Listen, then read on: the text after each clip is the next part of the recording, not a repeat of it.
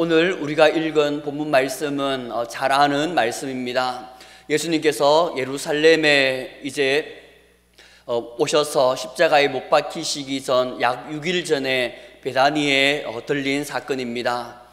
얼마 전에 죽은 나사로를 살렸기 때문에 예수님께서 오신다는 그 소식을 듣고 이 마르다와 마리아와 나사로는 잔치를 벌입니다.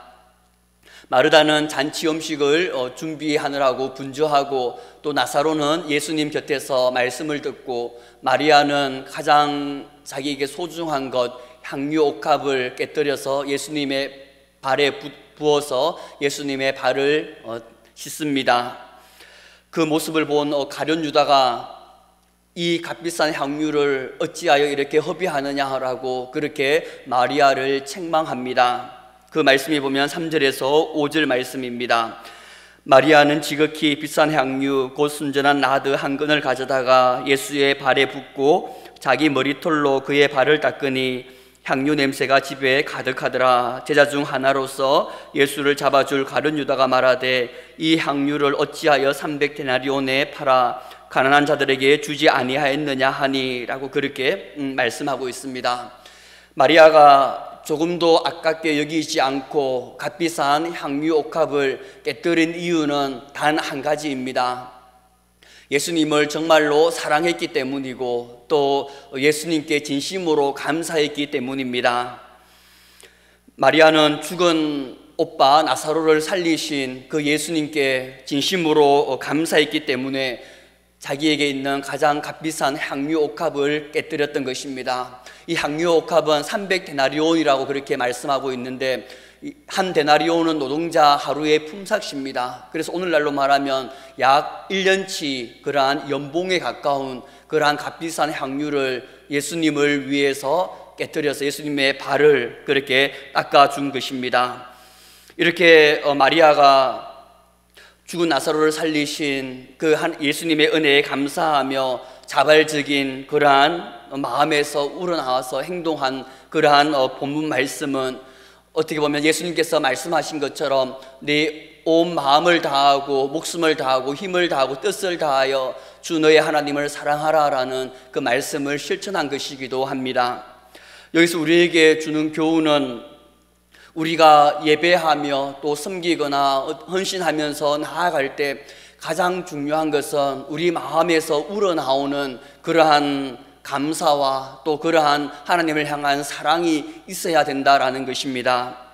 참으로 보잘것없는 나를 구원해 주신 그 주님의 십자가의 그 사랑에 대한 감사와, 그리고 지금까지 내가 하나님을 사랑하지 않는 경우도 참 많이 있었음에도 불구하고 지금까지 지켜보호하여 주신 에베네셀의 그 하나님께 감사하는 마음으로 우리가 예배를 하는 가운데 나아와야 되고, 또 우리가 봉사를 하거나 섬기거나 헌신하는 데 그러한 마음을 가지고 해야 된다라는 것입니다.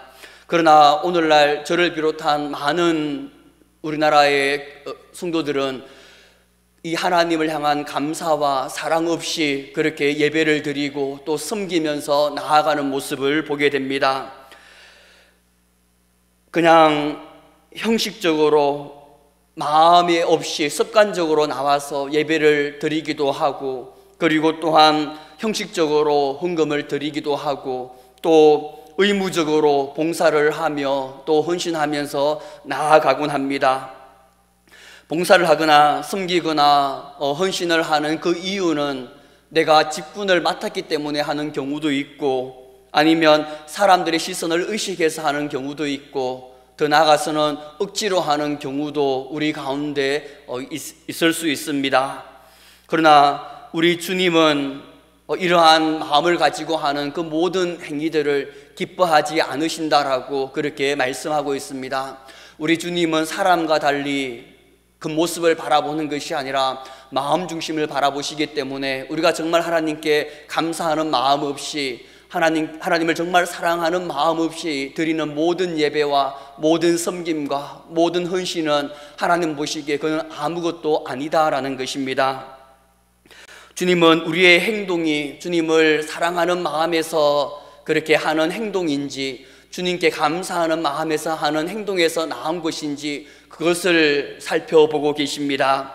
예배를 드릴 때 요한복음 4장 24절 말씀처럼 하나님은 영이시니 예배하는 자가 영과 진리로 예배할지니라 라고 그렇게 말씀하시는 것처럼 온 마음을 다해서 예배하기를 원하고 계시고, 또 헌금이나 봉사를 하며 섬길 때 고린도후서 9장 7절 말씀처럼 각각 그 마음에 정한 대로 할 것이요 인색함으로나 억지로 하지 말지니 하나님은 절겨내는 자를 사랑하시느니라 라고 그렇게 말씀하신 것처럼, 우리가 헌금을 하든지 우리가 봉사를 하든지 우리가 헌신을 하든지 마음으로부터 나오는 진정한 감사와 또 기쁨으로 하길 원하시는 하나님이십니다.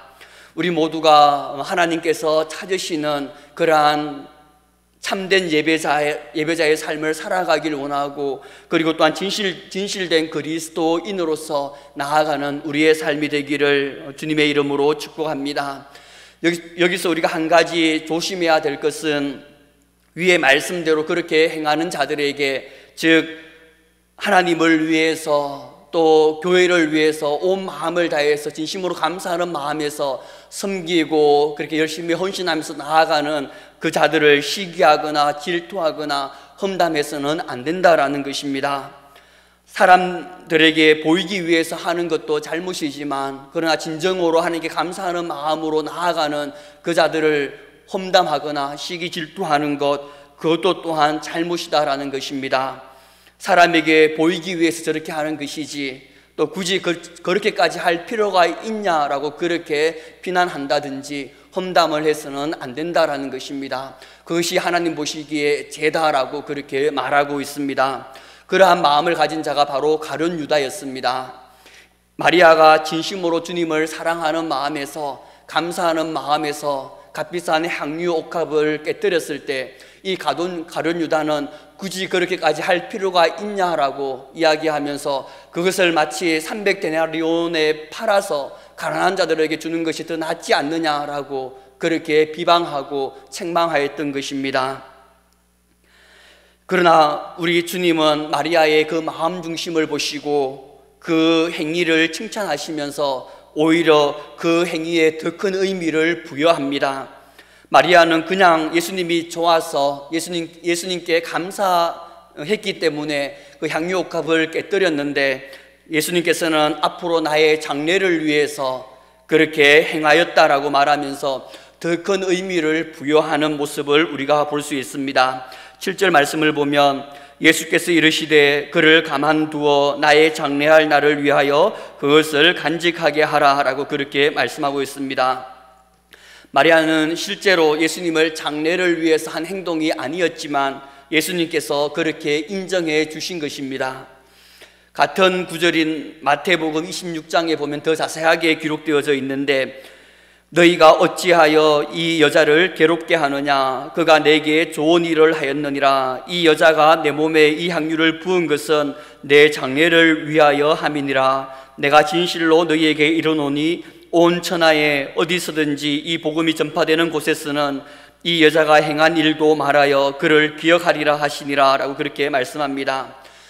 마리아는 단순하게 주님을 사랑하기 때문에 또 오빠를 살려주신 것에 감사하면서 향유옥합을 깨뜨렸지만, 주님은 마리아의 그 행동이 앞으로 6일 뒤에 있을 자신의 그 십자가의 죽음, 그것을 장례하기 위함이다라고 그렇게 말할 뿐만이 아니라 한 걸음 더 나아가서 복음이 전파되는 그 모든 곳곳에 이 마리아가 한 행동을 증거하라라고 그렇게 말하고 있는 것입니다.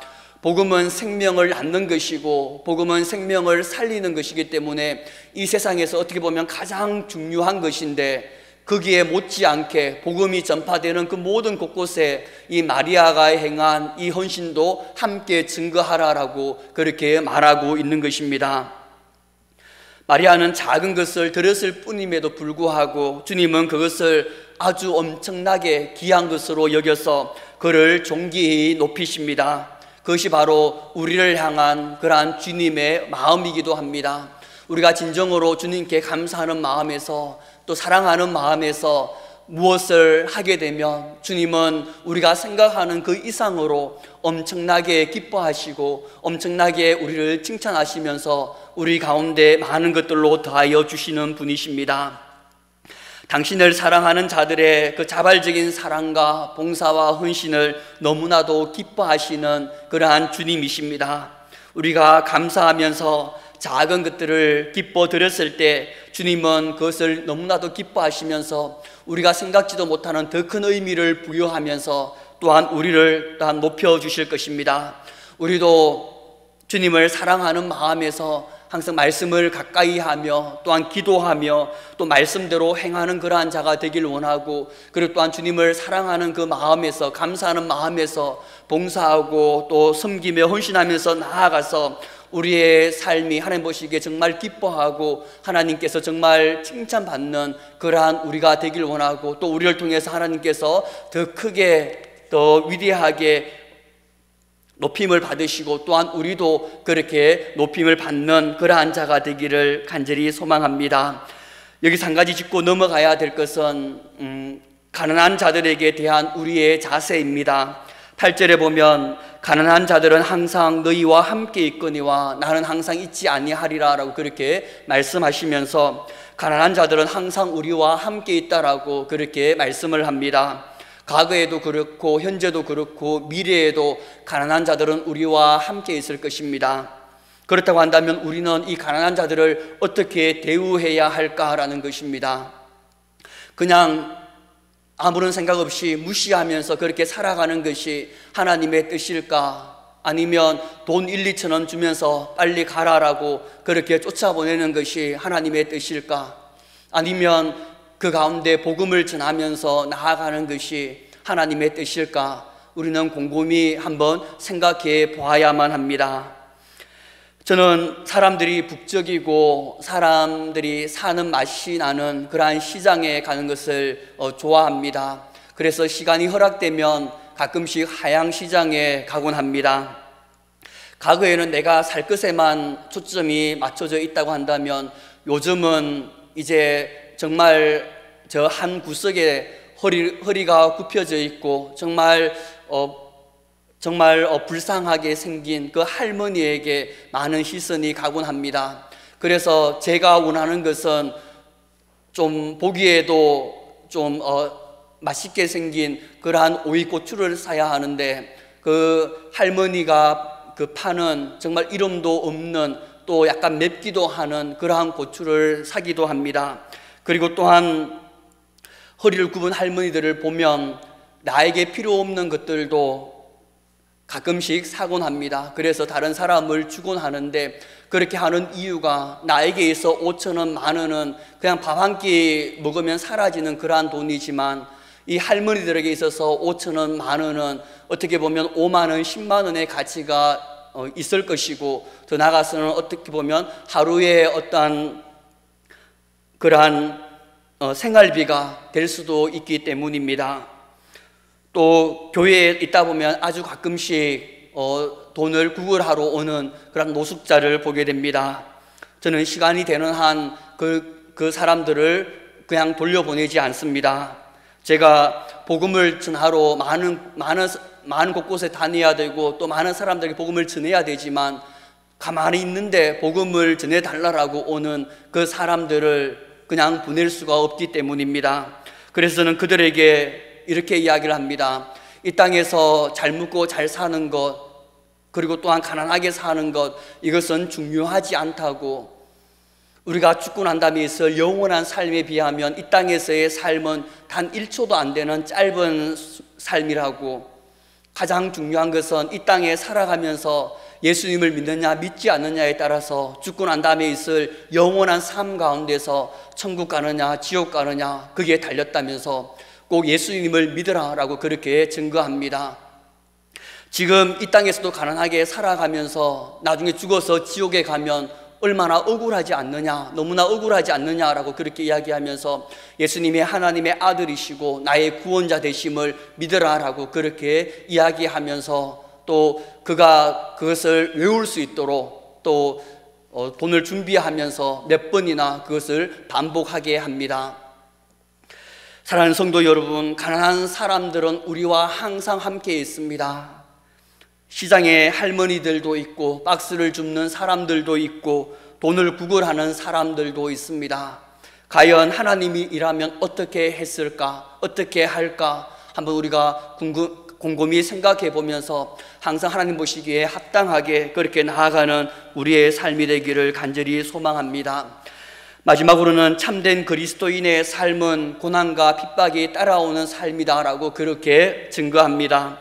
왜냐하면 세상은 악하기 때문이고 이 세상은 예수님께서 다시 오시기 전까지 잠깐 사탄이 공중권세를 잡고 있기 때문입니다. 10절에서 11절 말씀을 보면 대제사장들이 나사로까지 죽이려고 모의하니 나사로 때문에 많은 유대인이 가서 예수를 믿음이러라 라고 말씀합니다. 나사로가 죽었다가 다시 산 것을 많은 사람들이 목격했기 때문에 이것은 기정사실인 것입니다. 그래서 많은 사람들이 나사로를 한번 보러 찾아오고 또 그로 인해서 나사로를 살리신 예수님이 많은 사람들에게 증거되기 때문에 나사로도 죽이려고 그렇게 모의까지 하고 있는 것입니다. 나사로를 통해 예수님이 증거되기 때문에, 나사로를 통해 복음이 증거되기 때문에 이 나사로까지 죽이려고 하고 있습니다. 동일합니다. 이처럼 우리가 예수님을 증거하는 그러한 일에는, 복음을 증거하는 일에는 항상 고난과 핍박이 따르게 되어 있습니다. 주님 오실 때까지 한시적으로 공중권세 잡은 이 사탄은 끊임없이 복음을 증거되는 데 있어서 그냥 놔두지 않습니다. 어떻게 해서든지 방해하고 어떻게 해서든지 하나님의 나라의 확장을 막으려고 하기 때문에 우리가 복음을 증거하고 예수 그리스도를 증거하면 항상 고난과 핍박이 따라오게 되어 있습니다. 그러므로 우리가 복음을 전하면, 예수님을 증거하면 당연히 핍박이 따라오게 되는 것을 우리가 항상 마음에 새기면서 우리가 왕따가 되더라도, 우리가 좀 무시를 당하더라도, 또 욕을 얻어먹더라도, 또 어떤 사람들에게 있어서 협박을 당하더라도 우리가 끝까지 이 사명의 길을 걸어가기를 소망합니다. 이것은 그리스도인이 짊어지고 가야 될 사명이고, 그리고 또한 기쁨으로 감당해야 될 사명이기도 합니다. 누가 구원을 받을지 우리는 모르기 때문에 우리는 보는 모든 사람들에게 있는 힘을 다해서 복음을 증거하며 예수 그리스도를 증거하면서 나아가야 되는 것입니다. 사도 바울도 그러한 고난과 핍박을 자신도 당하였다고 이야기하면서 디모데에게 너도 그것들을 사명을 감당하기에 있어서 충성되게 나아가라라고 그렇게 말하고 있습니다. 디모데후서 3장 11절에서 12절 말씀을 보면 안디옥과 이고니온과 루스드라에서 당한 일과 어떠한 박해를 받은 것을 내가 가연 보고 알았거니와 주께서 이 모든 것 가운데서 나를 건지셨느니라. 무릇 그리스도 예수 안에서 경건하게 살고자 하는 자는 박해를 받으리라 라고 그렇게 말씀하고 있습니다. 사도 바울은 디모데에게 자신이 복음을 전파하면서 많은 고난과 박해를 당했다고 이야기하면서 그리스도 예수 안에서 경건하게 살고자 하는 자는, 하나님의 말씀대로 그렇게 살아가고자 하는 자는 박해를 겸하여 받는다라고 그렇게 이야기하며 하나님의 말씀을 전하는 데 있어서 두려워하지 말고 충성되게 끝까지 사명을 감당하면서 담대히 나아가라라고 그렇게 권면하고 있습니다. 오늘날 우리에게도 그리스도인으로서 공통적으로 주어진 그러한 사명이 있습니다. 그것은 복음 전파입니다. 또한 뿐만 아니라 우리 또 각자에게 주어진 각자의 사명들이 있습니다. 그 사명이 무엇이든지 간에 그 사명들을 이루어 나가기 위해서 우리가 몸부림치다 보면 항상 고난과 박해와 어려움이 따르게 되어 있습니다. 사탄은 어떻게 해서든지 우리가 이 사명을 감당하는 데 있어서 우리가 방해를 놓으려고 하고, 또한 이 사명을 감당하지 못하도록 그렇게 우리를 유혹하고 미혹하고 또한 두려움을 갖게 합니다. 그러나 우리는 나에게 주신 이 사명을 우리가 온전히 이루기 위해서 고난과 핍박과 어려움을 감수하면서 그 모든 것들을 능히 이기시고 사탄의 그 모든 것들에 승리하신 주님께 우리가 기도하며 간구하며 의지하면서 나아감으로써 우리에게 주신 그 모든 사명들을 온전히 충성되게 잘 감당하는 우리 모두가 되기를 간절히 소망합니다. 그렇게 나아갈 때 우리 주님께서는 나중에 우리를 다시 만났을 때 잘하였도다 착하고 충성된 종아라고 그렇게 칭찬하시면서 큰 상급을 우리에게 주실 것입니다. 우리 한 사람 한 사람을 통해 하나님의 나라가 온전히 이 땅 가운데도 이루어지길 원하고, 하나님의 나라가 온전히 회복되길 원하고, 또 하나님의 나라가 우리를 통해서 더욱더 확장되어지길, 지는 데 있어서 축복의 통로가 되길 우리가 주님의 이름으로 축복합니다. 말씀을 요약하겠습니다. 우리 하나님은 우리를 구원해 주신 주님의 은혜에 감사하면서 살아가길 원하고 계시고, 그리고 또한 지금까지 우리를 인도하시고 우리를 보호해 주신 에베네셀의 그 하나님을 기억하면서 감사하며 그렇게 예배를 드리고 그렇게 헌신하고 그렇게 섬기고 그렇게 봉사하며 나아가라라고 우리에게 말씀하고 있습니다. 그러한 마음 없이 하는 그 모든 행위들은 하나님 보시기에 어떻게 보면 아무것도 아니다라고 그렇게 말하고 있습니다. 우리가 다시 회복해야 될 것은 주님을 향한 십자가의 그 사랑, 또 우리를 지금까지 인도하신 그 주님의 그 감사함, 그것이 보면 우리가 끊임없이 회복되어야 할 것입니다. 이러한 마음이 없이 드리는 모든 것들은 다 어떻게 보면 아무것도 아닐 수 있기 때문입니다. 그러한 마음으로 예배하며 섬기며 헌신하면서 나아갈 때 주님께서는 기뻐하시면서 우리가 생각하는 그 이상으로 엄청난 의미를 부여할 뿐만이 아니라 더 큰 상급으로, 더 큰 은혜로 우리 가운데 부어주실 것입니다. 그러나 이렇게 나아가는 그 길은 순탄치만은 않습니다.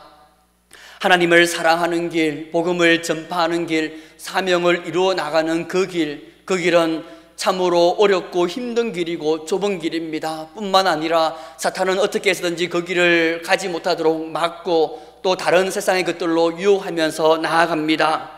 그러나 우리가 주님을 향한 십자가의 사랑을 바라보며 나를 향한 주님의 그 은혜를 바라보면서 우리에게 주신 그 모든 사명들을 충성되게 감당함으로써 하나님께 영광을 올려드리는 우리의 삶이 되기를 주님의 이름으로 축복합니다. 기도드리겠습니다.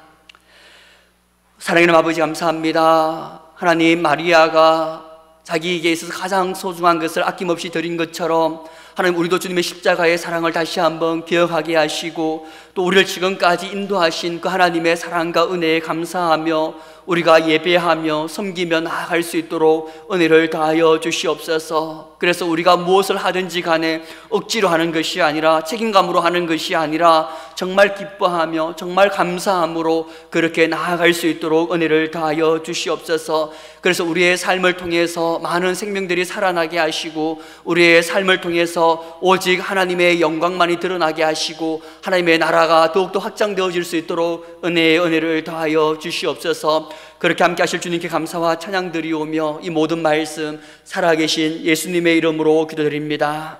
아멘.